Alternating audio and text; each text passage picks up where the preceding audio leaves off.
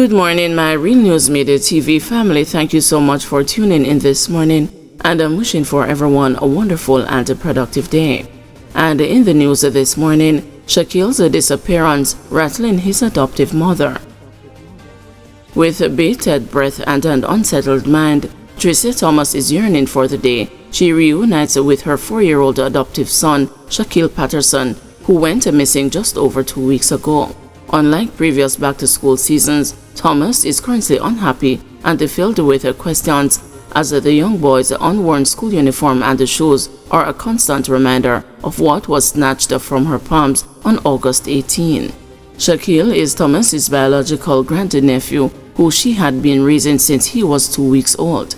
She explained that her nephew fathered Shaquille, but doubts surrounding paternity were raised after the child was born. The child's mother, who now resides overseas, reportedly asked Thomas for help in raising him.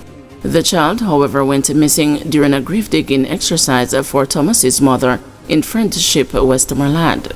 Thomas told the news then that Shaquille was playing with other children when he asked to go visit his father and other family members at a nearby house. She has not seen him since, and nobody has been able to account for him. Search parties covering the Western Parish has turned up empty-handed, and Thomas says family and friends have stopped looking for the young boy. Nonetheless, Thomas remains hopeful and told the news that she is positive young Shaquille is still alive. I'm looking forward to seeing him again. When I listen to the news and based on what my nephew and his friends say, it seems like they know where he is.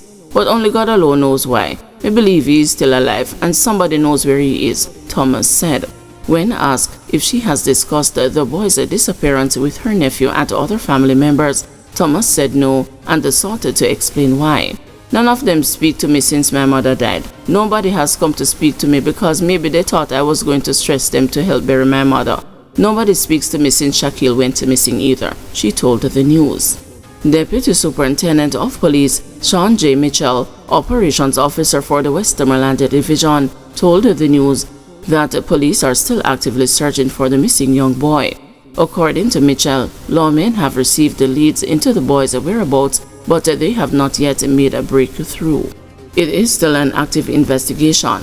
Technically, we never close out a missing person's investigation until that person is found. So far, we have conducted several case reviews. We have a senior detective assigned to the case who has a liaison with the family and the residents within the area, Mitchell said. We still have not identified a location for the child, but we have been checking at various locations as soon as we get a lead. Leads have been popping up and we have been checking them out. In the meantime, Thomas said she has been struggling since the start of the school year on Monday. She explained that seeing other happy children in their respective school uniforms has been a devastating and agonizing blow to her health. A part of my life is gone.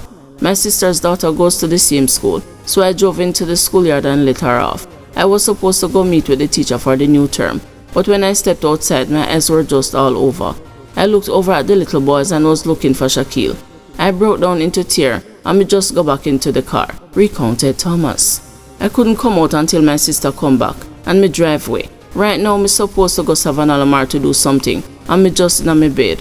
Me stressed out, she said. Furthermore, Thomas is also finding it hard to accept that young Shaquille missed his great-grandmother's funeral on August 26. She said the two shared a beautiful bond. Before she died, she said that her bed is for Shaquille and other things are for him too. So it's like I couldn't focus at all. I was at the funeral looking out if anybody would carry him, come put him down in the church. I was outside looking and crying all day. He didn't even get the chance to come back to look at his great-grandmother. The wicked people take him and bring him back, bemoaned Thomas. Additionally, Thomas said she is deeply hurt because this is her second time losing a son in the span of 2 years. I lost my birth son 2 years ago. I got Shaquille when he was 2 weeks old, and I had him as my son. Now this happened, but everywhere me go, me I look for him, she said. Fire destroys the makeshift shops at the burnt-out Midday arcade, millions in losses. Fire of unknown origin destroyed 3 makeshift shops at the burned-out Montego Bay arcade in St. James early Wednesday morning, leaving behind millions of dollars in losses. According to reports, at about 12:10 a.m., huge columns of smoke were seen coming from the shops, which subsequently burnt into flames. The St. James branch of the Jamaica Fire Brigade was alerted, and several units were dispatched to the location. Montego Bay Mayor Richard Vernon, who visited the location on Wednesday morning to observe the damage, told the news that based on his conversations with the firefighters, they had observed breaches at the location which they believe could have contributed to the fire. I did my own view of the situation, and I realized that there were 3 shops, 1 double occupancy and 1 single occupancy. I understand that the one with the double occupancy, based on the nature of its operation, several persons were attached to that shop, said Vernon. When we looked at the situation, we realized that one shop had about 5 large refrigerators and an air conditioning unit. I understand that the owner was using it as a storage area for persons plying their wares on the streets. One of the affected vendors, who identified himself only as a Popo, said he suffered significant losses of over $2 million.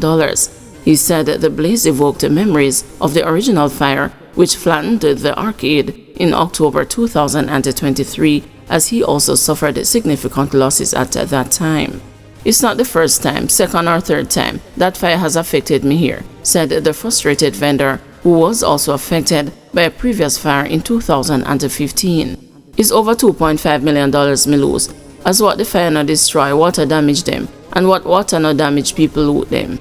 Based on his experience with the previous fires, the vendor says he knows that he will just have to absorb the losses, as on previous occasions he did not receive assistance. It's crazy, a whole heap of damage. Me not even go to no one, because me know a politician nah help we, so me not even go to them. The last time me get me damage, me just take it, the vendor said. The latest fire could be the catalyst for the redevelopment of the arcade. However, as Vernon says, consultations are ongoing. We have had discussions recently pertaining to the redevelopment of the arcade, and we are working on the funding aspect of it. We presented the designs we want to use. It is 2 designs, and we need to select one, said Vernon.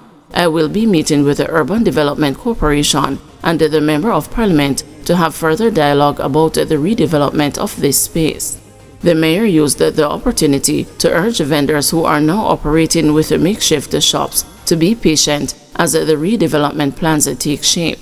It needs upgrading. It cannot continue as is. It is unregulated, from the electrical works to the occupancy of the shops, everything here. We need to quickly address that, said Vernon. Golden confirms the PNP won't contest Northeast St. Ann by-election. The People's National Party has confirmed it will not be contesting the upcoming by-election in Northeast St. Ann. Prime Minister Andrew Holness announced the by-election on Wednesday morning, alerting that nomination day will be September 11 and the election on September 30. The announcement came a day after Jamaica Labour Party Member of Parliament Marsha Smith resigned with immediate effect. In a media release on Wednesday afternoon, PNP President Mark Golding said the party is preparing for general elections to enable the people to vote in a new government and will not be contesting by-elections at this later stage in the run-up to the general elections.